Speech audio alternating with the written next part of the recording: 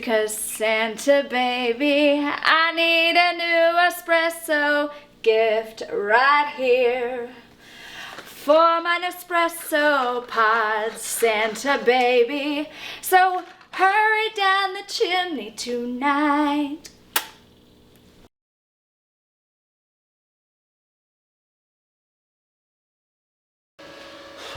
Alright guys, well, video number 2.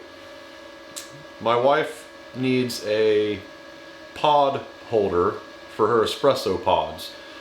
So that's what we're going to do today. I'm going to show you guys how I made these toolpaths in Vectric Aspire using only 2 bits for this project. 2 bits and the laser. I did the laser engraving on it.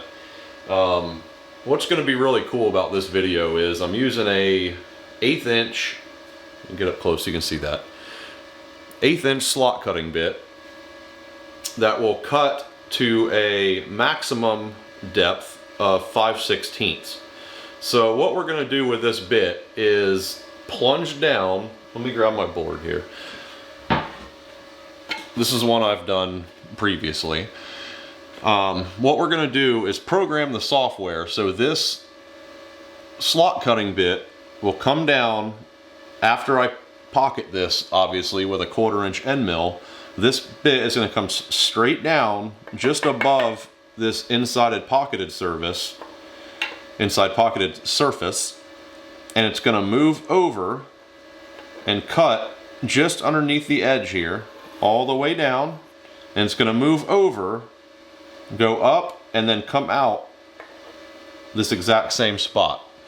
And that's going to leave a recessed cut right underneath that. So these little pods here slip right down in there. And you can stack them up in there, and I also will go over how I did the laser etching in Vectric Aspire as well. It's an add-on module that you can get, and it works awesome because you can incorporate all your laser toolpaths right inside your vectors, you know, that you already have open. So it makes it really, really handy.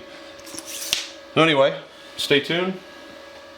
I'll show you how this is done. All right, boys and girls, get into your Vectric software. Open a new file. When you open a new file, it is going to come to this menu. So I'm going to buzz through this quick. All right, guys, single-sided job. I already have my material size and thickness in there. 9 3/4 inch wide, 12 inches high, and I have a Z thickness of 0.875, which is 7/8 of an inch. In this particular file, let me rephrase that. In any file that you are not cutting a profile pass or cutting all the way through your material, cutting something out, this really doesn't matter. The only time it's very important is if you're cutting all the way through your material, or you are zeroing your tool off of your spoil board. Then obviously this has to be perfect. If not, you'll cut deep into your spoil board or bad things happen. So just scrap I said that. Always put your thickness in there. That way you don't ever forget. I'm zeroing off my material surface. My XY datum position, I'm zeroing on my bottom left of my material. My modeling resolution is very high. If you have a faster, good laptop, you can go very high. If you have an older, slower laptop, choose those accordingly. Material setting, medium wood, that's fine. Click OK. So what we're going to do first, guys, is select our circle tool, which is up here in Create Vectors, the very first one, draw a circle. We're going to make our pocket for the espresso pods to fit in. The espresso pod, the lip, let me see if you can see this. Where's my camera?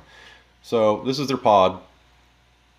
This very, very outside ring was a little bit shy of 1.5 inches. Okay, the widest part. You can see how it's, you know, it's got the lip on it. So this biggest part right here was a little under 1.5 inches. So I made my radius for this pocket 1.55 inches. So that way it comes in and out of that pocket pretty easy. So set your diameter 1.55 inches. I know that I want my first circular pocket to be 10 inches high and 1.325 inches. Let me go back here. So you're zeroed, remember, you zeroed down here, bottom left. It's going to come up 10 inches and over 1.325 inches. That's going to be the center of the circle. So we're going to hit create. There it is. All right, we're done with the circle tool for a minute. And what we're going to do now is go to our rectangle tool. Let me go back. Sorry. Rectangle tool, third one over. Draw a rectangle under create vectors. Click that.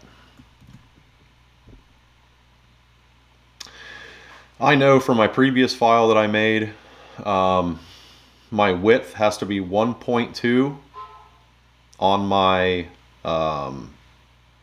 vector, and it's going to be 10 inches tall. So the 1.2 inches, it has to be that. The 1.2 inches is, let me blow this up so you can see this real quick, so you can see what I'm doing. So on your pod here, all right, the inside of this, the black part that you see, that has to be 1.2 inches. If it's any smaller, your pod won't fit. It'll get stuck. So I want to say it was like right at 1 inch at this base right here. So that's why I did it 1.2. It might have been a little bit bigger than that. It might have been like 1.15. I can't remember. But regardless, it has to be 1.2 inches for the thing to fit in there. The bottom number, let me downsize me a little bit here. So your Y, which is going to be your pocket that comes down, I have it set at 10 inches. So if you want to fit more pods in there, you can make, if you have a bigger piece of stock, you can go bigger. If you have a piece of stock and you don't want to take up as much room on your countertop or whatever, you can make this whatever. This is just how many pods will stack in this thing. And we're going to hit create. So what we're going to do now is close that out.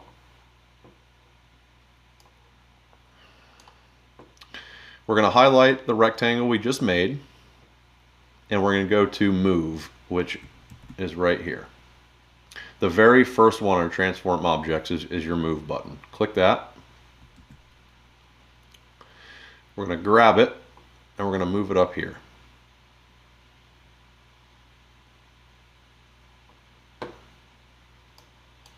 Somewhere right in that neighborhood looks just fine for now. But what we're going to do is align it. So I don't have a set measurement. I don't remember what it was. Let me align it, then I'll explain what I'm doing. We're going to close out of this now that we have it somewhere close to where we want it. Oops, what did I just do? Hang on. Do over.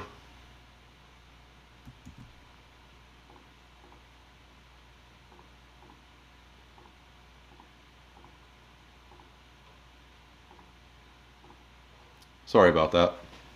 My bad. I don't know what I clicked. So we're back to where we just were. What we're going to do is do an align object. So if you go right here under transform objects, align selected, you're going to click this. So the very first thing you click is what is going to be aligned. So what we want to do is click the rectangle we just made. We're going to hold down shift and click the circle.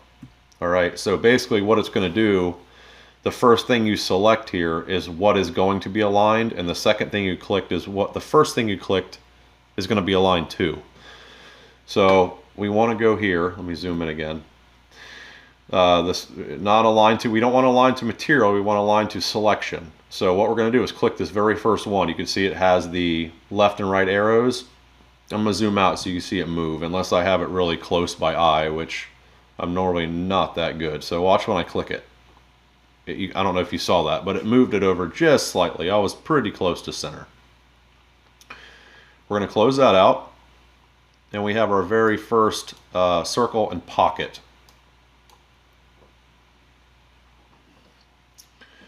So you guys are probably wondering why I created this rectangle so high into this circle. I'm going to be honest with you guys. Like I said in my very first video, I'm not an absolute expert at this by any means. I've only been doing it for about 1.5 years, 2 years. For some reason, when I ran the 3D preview on my previous file that I cut, I started with this rectangle. I started with it. Let me go to move here so you can see what I'm talking about and why I put it where I did. I started with it down here, which honestly, it makes the most sense, right? So the tool's going to come down, pocket this out, and continue down and pocket out this square, or the rectangle rather. For some reason, when I ran the 3D preview on this, when I had the rectangle lower in the circle, it was leaving a little nub right here. For some reason, there was a little kick out right here. And looking at it, you would think it would be okay, but it wasn't. So that's the reason, and I don't know why. If you guys know why it would have left a kick out here of material, it should have cut all of this, but it didn't. So that's why. That's why I ended up moving this rectangle all the way up, because until I put it almost touching this circle vector, it was leaving a piece of material here, and I don't know why it was, but unless it was just an error in the 3D preview, which I've never really seen an error in the 3D preview. Normally they're pretty damn accurate. Let me zoom back out here and undo undo that. Okay, so we got that done. The 2 pockets, the channel to hold the pods, the circle to put the pods in are done. So we're going to move on now to, we're going to do one more rectangle vector that is going to be the path for the slot cutter. So before I do that, let's do a preview here so we can see where we're at. We're going to go to I'm in the way again. My little picture is always in the way. Let me move me down here. We're going to do a pocket toolpath here for the first 2 vectors, just to see how we're looking.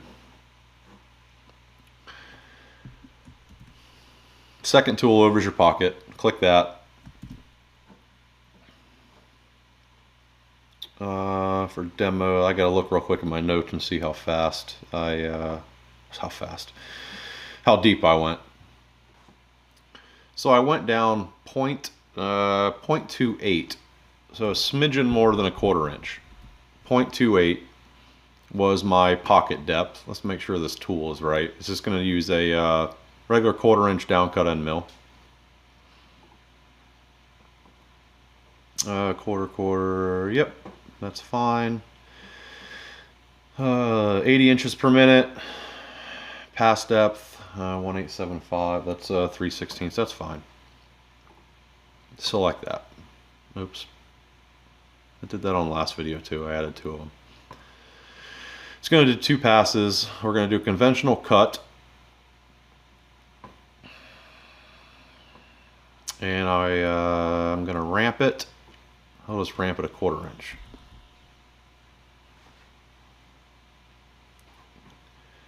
And we're going to select the circle, hold down shift, and we're going to select the rectangle. So that whole area now is going to be pocketed. And we're going to hit calculate. Overlapping it, yeah, we know they're overlapping, okay. I can actually go through with a scissor tool here and cut this out. Let's go ahead and do that.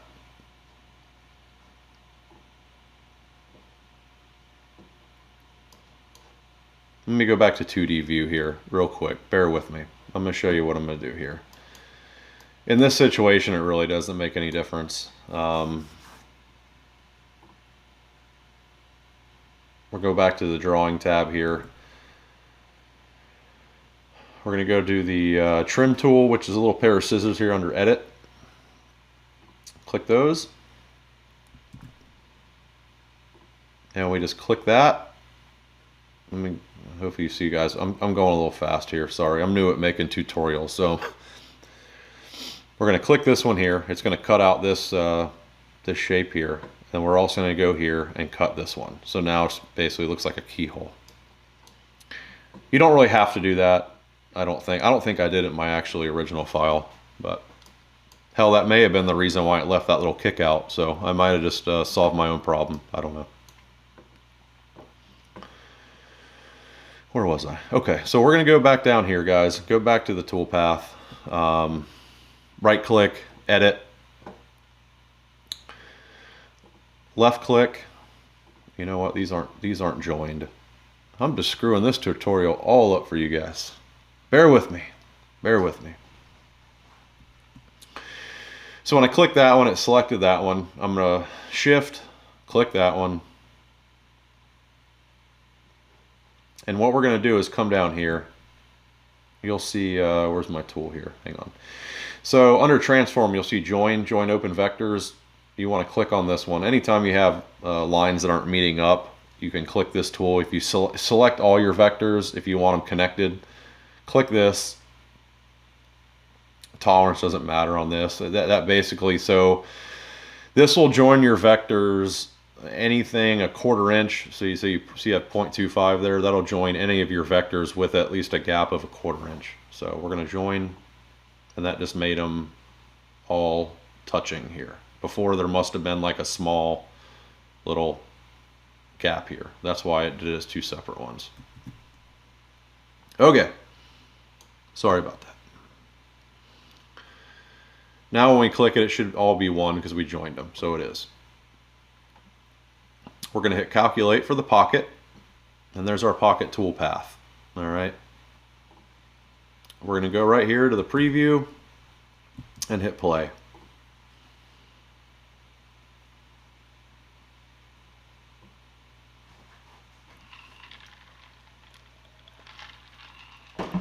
Okay, looks good.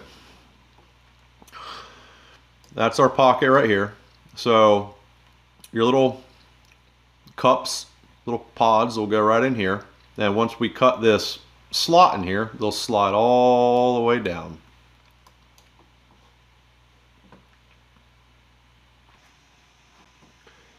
So we're going to go to the rectangle tool now, again, last time. And the numbers we're going to put in here, they're, like I've said a few times in this project, I know they work. And I'm going to explain to you what these are going to do in just a minute. We need 0.35 for the width of the rectangle and 9.14 inches for the Y, for the height of the rectangle. We're going to hit create, close that out. And you'll see where it put the rectangle right here. But what we're going to do is move this up because we want the top vector, this top line of the rectangle, to be right smack dab in the middle of these guidelines here. So we're going to grab it, move it up.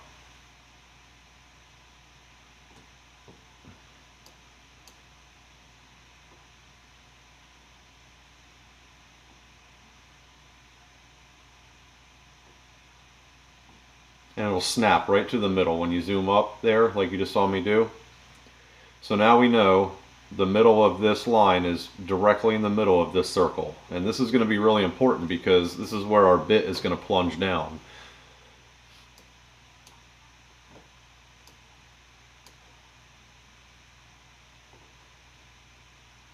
We're going to zoom back in here on this top line. We're going to click on the vector to highlight it, to select it, and we're going to hit N on the keyboard for node editing, okay? You can see when I zoom in here, it already has a little square right here. I don't know if you can see it or not, but there's a little tiny square right here, right where it meets in the middle. What we're going to do is right click, and we're going to insert a point. See how it inserted a black square there. We're going to click, right click it again, and we're going to make this our start point. or you can hit P for a shortcut. Make start point. You can see it just turned it green. So that's where the toolpath, when that bit drops down, that's the start point for that. And let's get out of node editing. Hit N again to get out of node editing.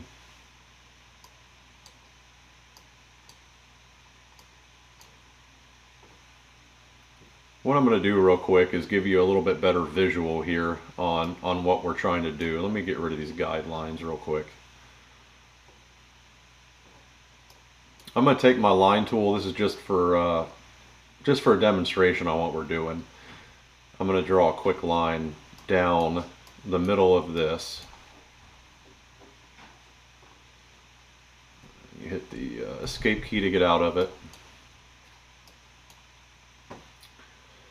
I'm going to draw a quick circle, 1 1/4 diameter. That's the same as our bit we're going to be using.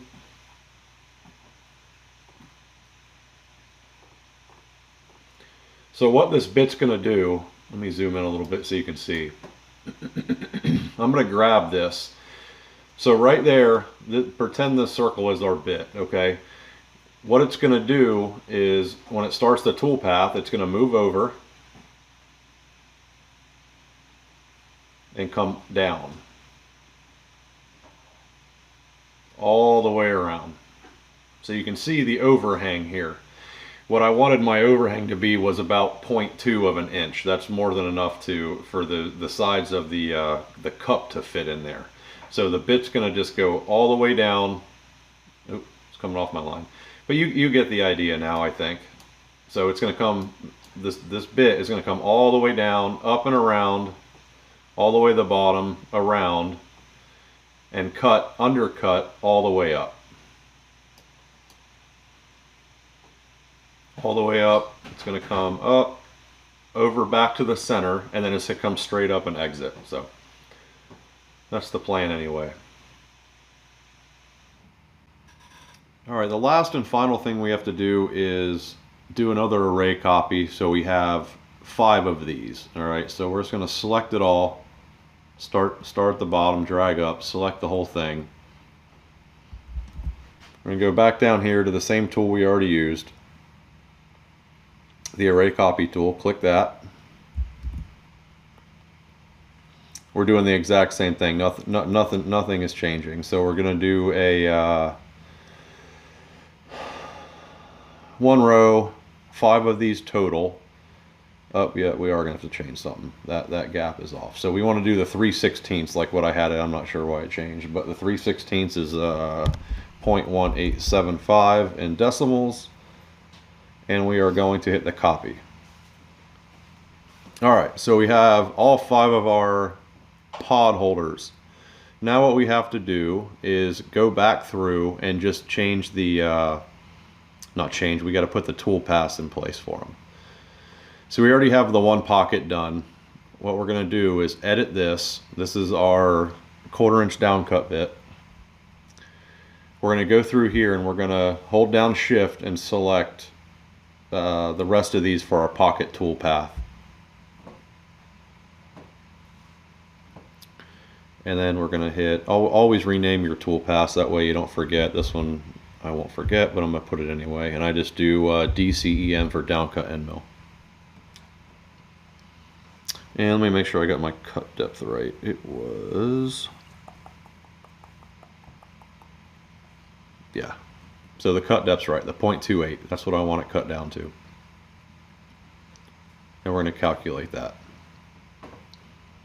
Let's go ahead and preview this so you can see where we're at so far.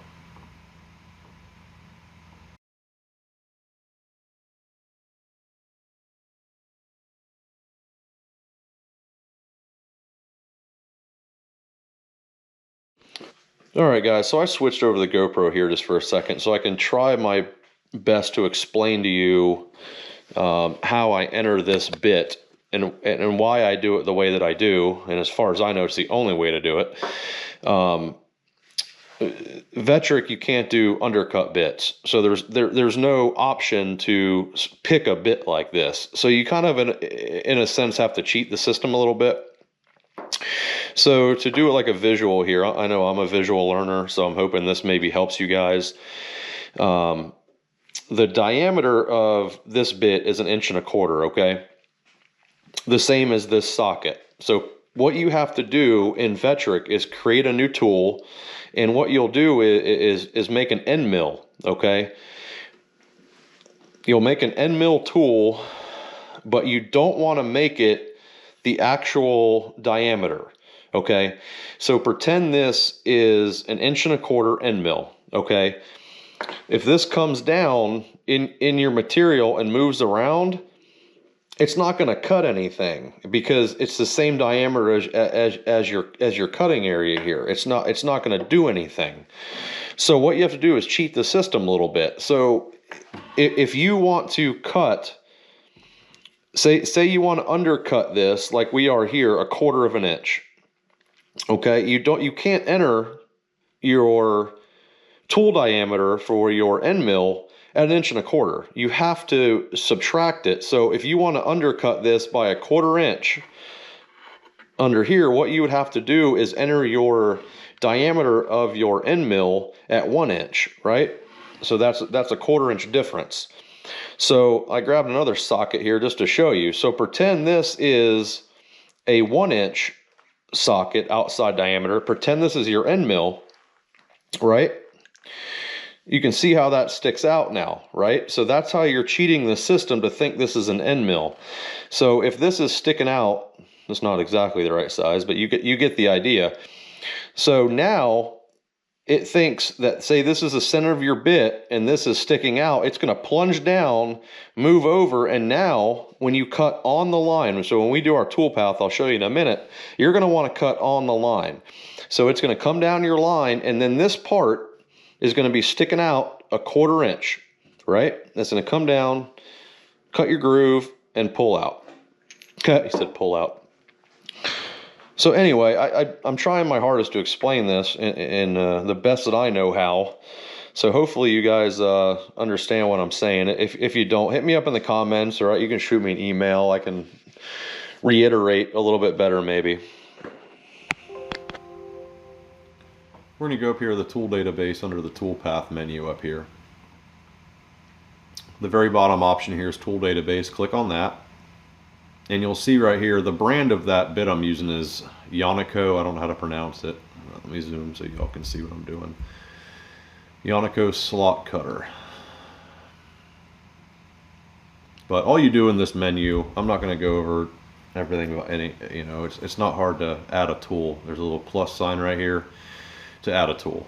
So you'll add the tool. You'll come up with this menu, and the tool type is where you want to select your end mill. As far as like the situation that I'm doing with this cut, the step over, the pass depth, the percentage, none of that matters. The only thing that matters is the diameter that we're setting it at, and your your feed rate.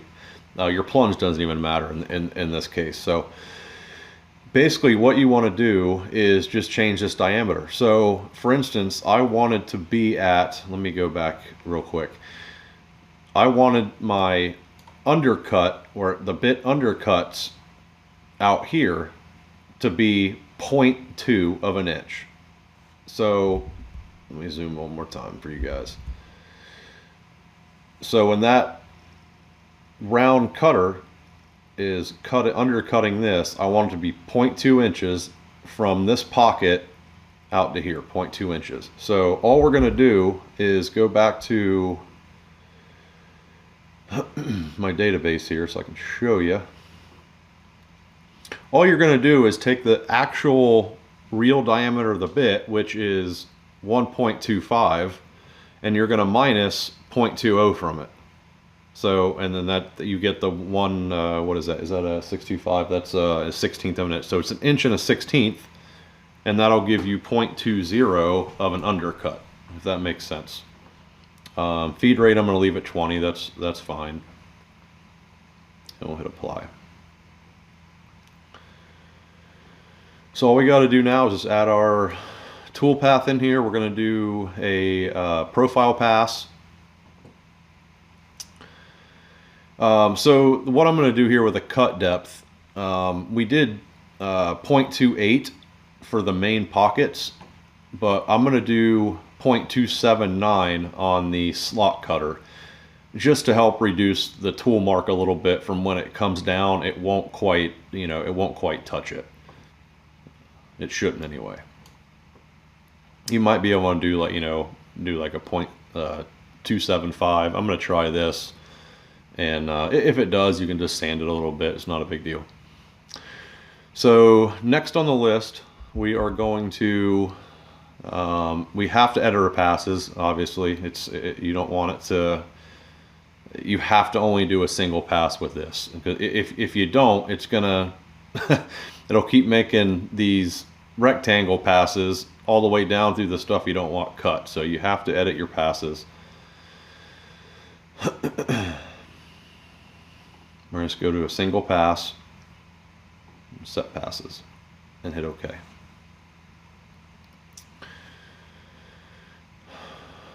Machine vectors, we want to machine on the line. We're going to do a conventional cut. And we also, very important, because we remember a little while ago we put those green dots for the center of our start points up there. We want to make sure we hit the start at right here and make sure that this middle box is checked.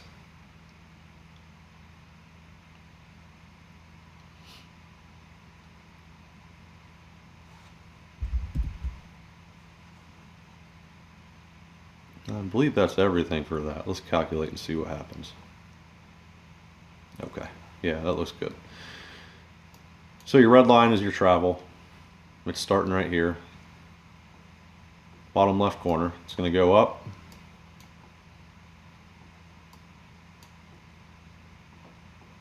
And drop down right exactly where we want it to. It's drop down, it's going to cut this vector, move over, drop, and then it's over with. So it looks good. Sorry, I'm getting a little dry, you guys. It's getting late. I think it's about 11 o'clock at night. I'm gonna hurry this up. The last tool paths we have to make now are the laser engraved tool paths. I'm going to do that real quick and show you how I do that with Vectric. The add-on laser module, don't quote me on this, I think it was $100 for the add-on. I'll have to look. I'll post it up there what the cost of it is, but you can download it. I absolutely love it. I incorporate laser in a lot of my projects that I make. So I'm gonna, just to the sake of time, I'm gonna copy. I already have my other file open. Let me go to it real quick. My other Vectric file. This was my original file that I did. I'm just gonna copy this. That way I don't have to try to find it again.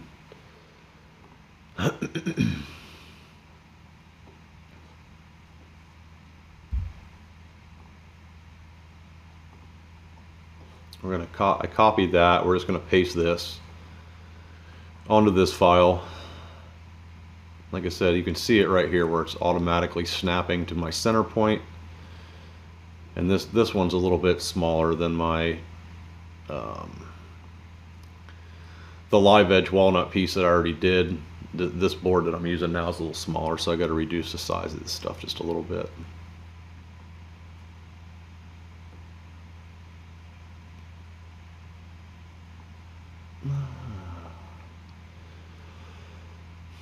Right about there, looks pretty good.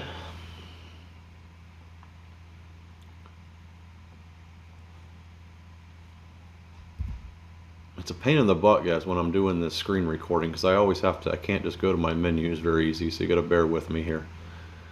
I'm going to go through here and copy. I'm just going to copy all these.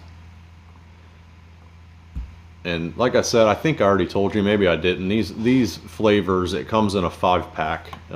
If your wife has or you have an espresso coffee maker that takes these pods, I got them on Amazon. It's like $40 for a whole assortment of the things. So, and she loves them. Sometimes she drinks them separate. Sometimes she makes them and dumps them in the coffee for an extra strong wake up. Same thing, guys, we're just going to paste.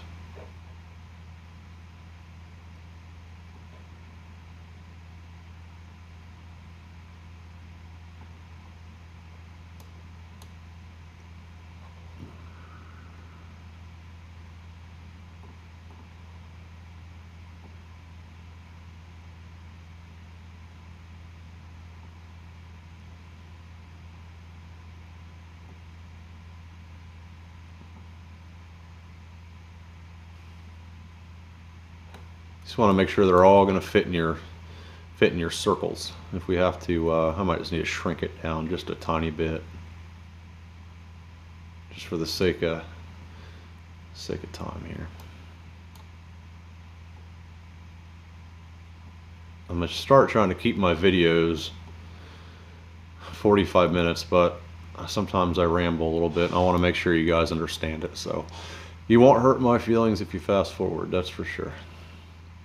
Okay, so that's going to be good enough on that. You got to remember, this is all going to be pocketed out, so we do the laser last, obviously. Got that in there. We'll go back one more time to my original file and get the little Espresso logo, however you say that. Copy.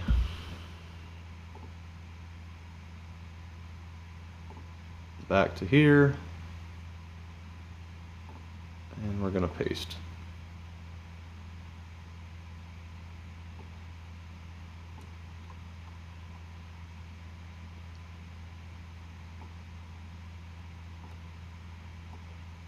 Okay, all we're going to do now, this is the easy part, we're going to go through here, we're going to select everything we just did, holding down the shift key, and go around, just click all the new things we just copied in there. And right up here in the top, you'll see laser cut and fill or laser picture. We don't want to do picture. That's if you're doing like a bitmap file or an actual, you know, trying to etch a actual JPEG or whatever image. We want to do the laser cut and fill because they're vectors. I already have this set. I have a 7-watt laser. I'm going to turn the power down just a little bit. I'm going to do it at let's do we'll do 35%. I know all of my other settings are okay. You have to adjust this depending on what laser you have. The first 3 are cut settings. We want to do a hatch fill, so that's basically going to fill our vectors with laser fill, with black, and that's what we want. We're going to fill regionally. It'll do a bigger area at a time. I believe if you fill together, it'll like basically do all of the 1, then all of 0, and then the lines, where if you do regionally, it'll do bigger areas at a time. Certain situations it's better to fill together, but we're going to do regionally for this one.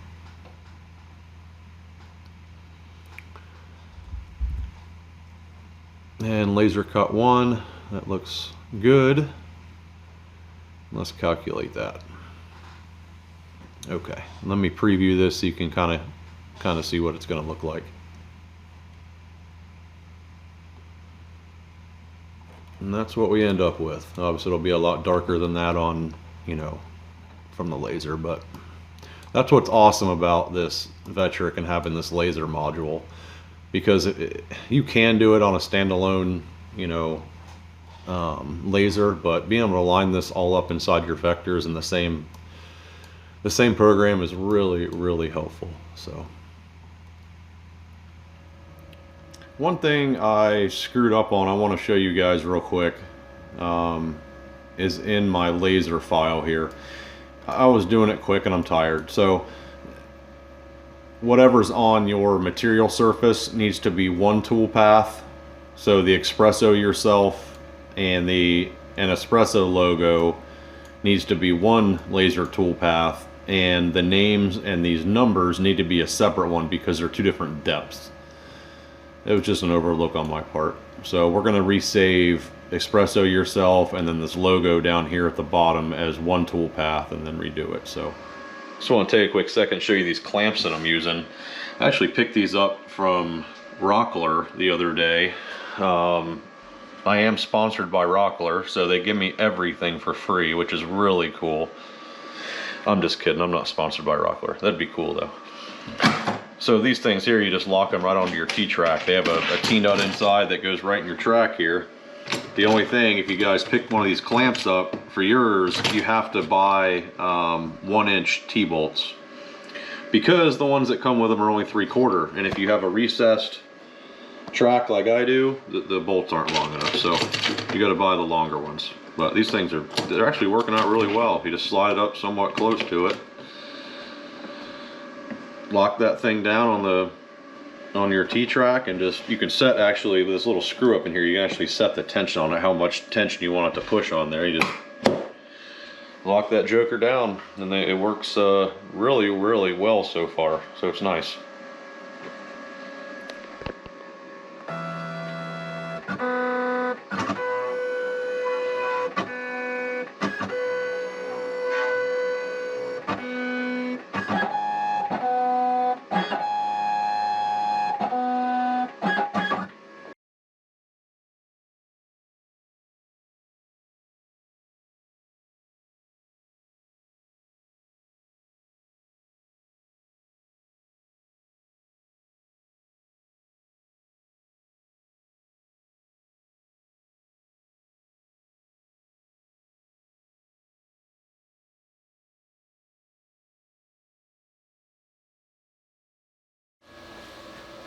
All right.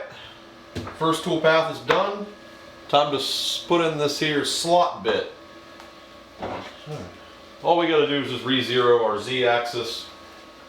The rest of it is fine.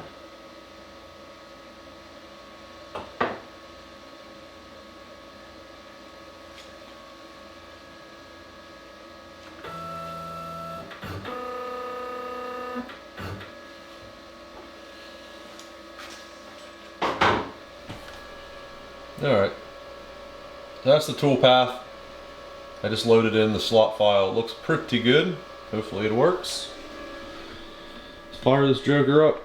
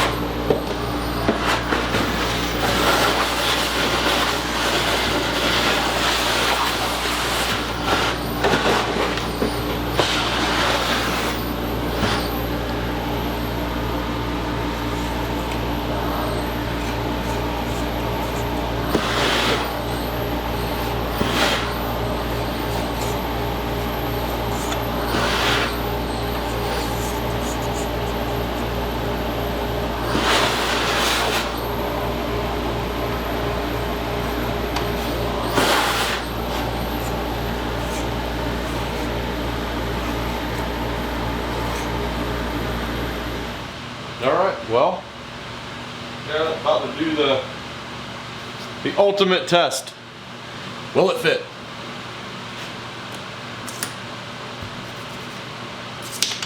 How about that? I didn't even screw it up.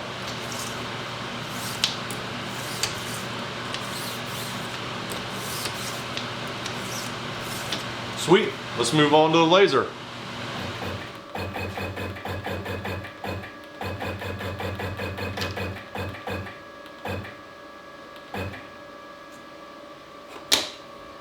Don't mind my jerry-rig wire here. My main power wire that runs through my drag link has a short in it, or it has a break in it somewhere. I haven't taken the time to dig for it yet, so. Alright, we got our Z height. I set it with this little thing here. I basically focus my lens, and then I can drop it down to the same place every time. Put on my cool glasses.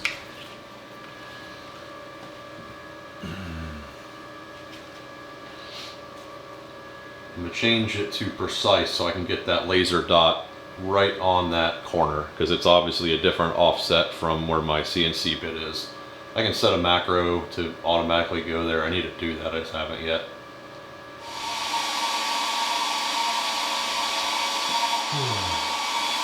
Alright guys, so I got all the axes zeroed, laser's focused. It normally doesn't lose focus once I set it once if you don't mess with the lens.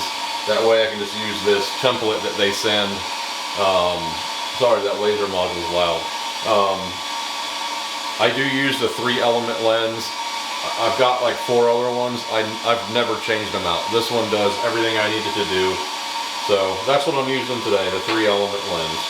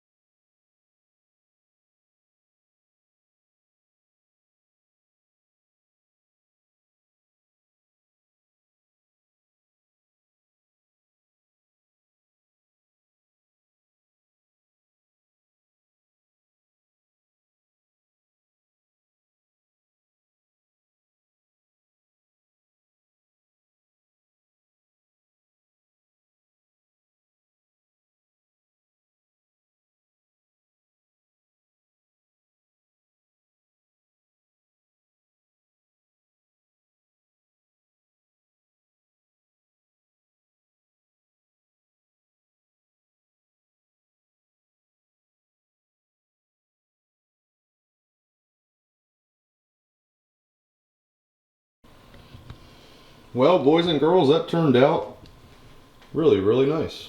I'm happy with it. Now I'm going to rub some finish on this thing just to see how that walnut looks, and I'm also going to make a little stand for it. So here we go.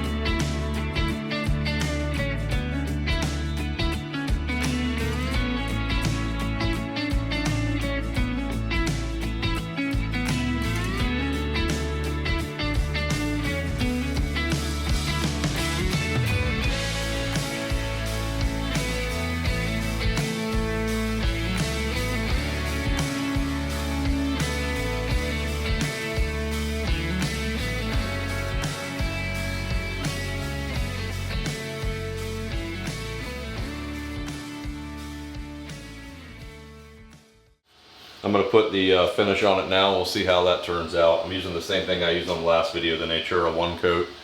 3 parts of the oil and then 1 part of the hardener.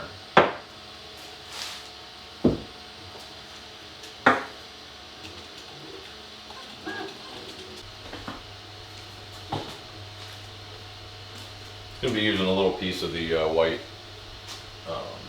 Scotch Brite, knockoff Scotch Brite, but it works.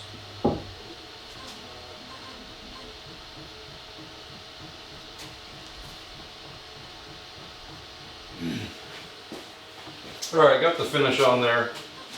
Clean microfiber cloth, wipe off the excess.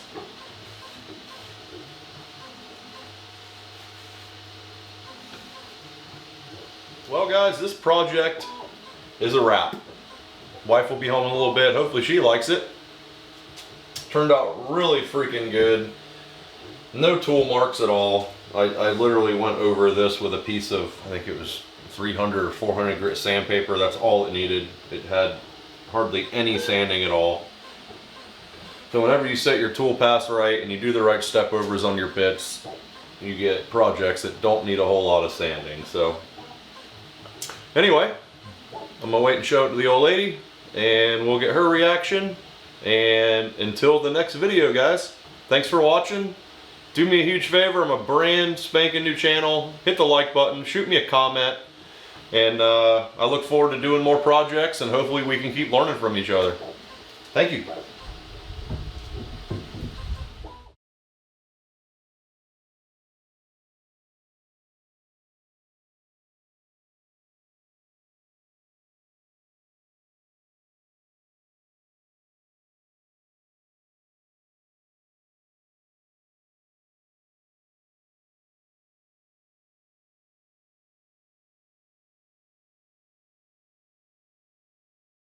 Well guys, Santa delivered. Would you look at this? It is beautiful. It is sturdy.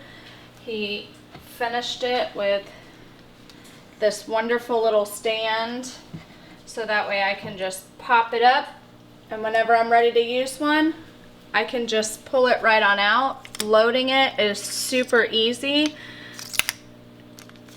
You can tell which ones I use the most because I'm already out, but he just ordered me some new ones. So this is definitely gonna up my coffee game. I'm so excited. It's absolutely beautiful just in itself. The wood that he used makes a perfect statement piece to the coffee maker station, and I could not be more proud of you. Thank you for everything that you do to make our lives beautiful inside and out. Love you. Love you.